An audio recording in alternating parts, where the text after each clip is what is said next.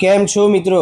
આજે આપણે એવા ટોપિક વિશે વાત કરવાના છીએ જે ટોપિક દરેક લોકોની આજુબાજુ ક્યાંક ને ક્યાંક ચર્ચામાં છે. મિત્રો, બહુ બધા લોકો મને આઈને કહેતા હોય છે કે મને ઘસારો ઘૂંટણમાં થઈ ગયો અને આ ઘસારો નક્કી મને પહેલેથી આદત છે, હું ઊભા ઊભા પાણી પીવું છું એનાથી જ થયો હશે. તો મિત્રો, ઊભા ઊભા પાણી પીવાથી ઘૂંટણ ઘસાઈ જાય ખરા? આ કેટલું સાચું છે એના વિશે આજે આપણે આ વિડીયોની અંદર વાત કરીશું.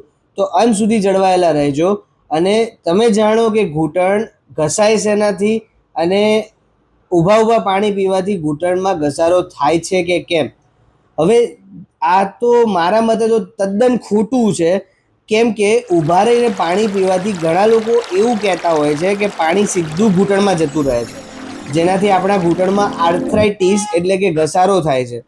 આવો આપણે જાણીએ કે કેમ અમે લોકો ના પાડીએ છીએ. એ પહેલાં મારું નામ છે doctor Shubham Thakkar, founder and CEO of Anant rehab care.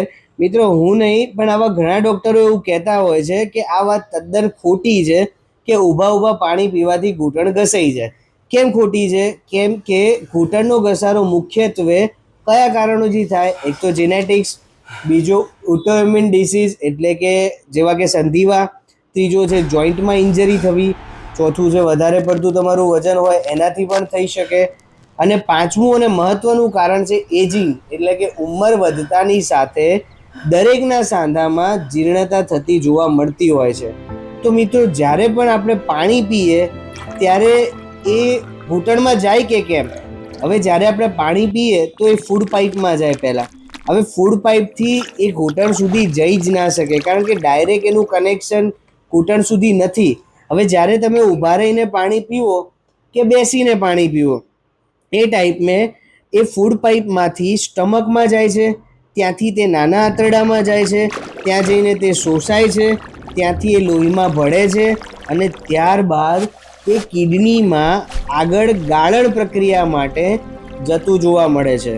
તો મિત્રો, તમે પાણી ઊભા ઊભા પીવો કે બેસીને પીવો, તેનાથી તમારા ઘૂંટણને કોઈ જ નુકસાન થતું જોવા મળતું નથી અને મને પણ લાગતું નથી. પરંતુ જો તમને એવું લાગે છે તો તમે નીચે કોમેન્ટ બોક્સમાં પ્રોપર કારણ લખીને અમને જણાવી શકો છો, અને તમે અમારી વાત સાથે સહમત છો તો વિડીયોને અવશ્ય આગળ શેર કરી શકો છો. અને મિત્રો, પાણી તમે કોઈ પણ રીતે પીવો, પણ એમાં ધ્યાન શું રાખવું જોઈએ? એને થોડું થોડું કરીને પીવું જોઈએ, એટલે કે સીપમાં પીવું જોઈએ. આપણે લોકો શું કરતા હોઈએ, બહારથી આવી એટલે આખી બોટલ ગટગટાઈ જઈએ, એક સાથે ખાલી કરી દઈએ. તો એવી રીતે ના પીવાય. એવી રીતે પીવાથી ઘણું બધું પાણી આપણા પેટમાં ભેગું થાય છે, જેનાથી આપણને પેટમાં તકલીફ થઈ શકે છે. બીજી ધ્યાન રાખવા જેવી બાબત એ છે કે બહુ ઠંડુ કે વધારે પડતું ગરમ પાણી ન પીવું જોઈએ. આપણે બધા ફ્રીજમાંથી ડાયરેક્ટ પાણી પીએ છીએ તો એ નુકસાન કરે છે તમને.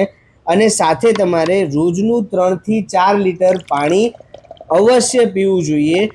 જો કે તમારા બોડી વેઇટ પર આધાર રાખે છે, પરંતુ 3 થી 4 લીટર એ આપણે કોમન એક આંકડો લઈએ છીએ કે એટલું પાણી તો અવશ્ય પીવું જોઈએ. પણ જો તમે પાણી ઓછું પીવો છો તો તમારા શરીરમાં ડિહાઇડ્રેશન જેવી સ્થિતિ બનતી જોવા મળે છે, અને તેના કારણે તમને તમારા સાંધામાં પણ ડ્રાયનેસ ઊભી થઈ શકે છે, અને તેના કારણે ત્યાં ઘર્ષણ વધે છે, અને તેના કારણે દુખાવો પણ થતો જોવા મળે છે.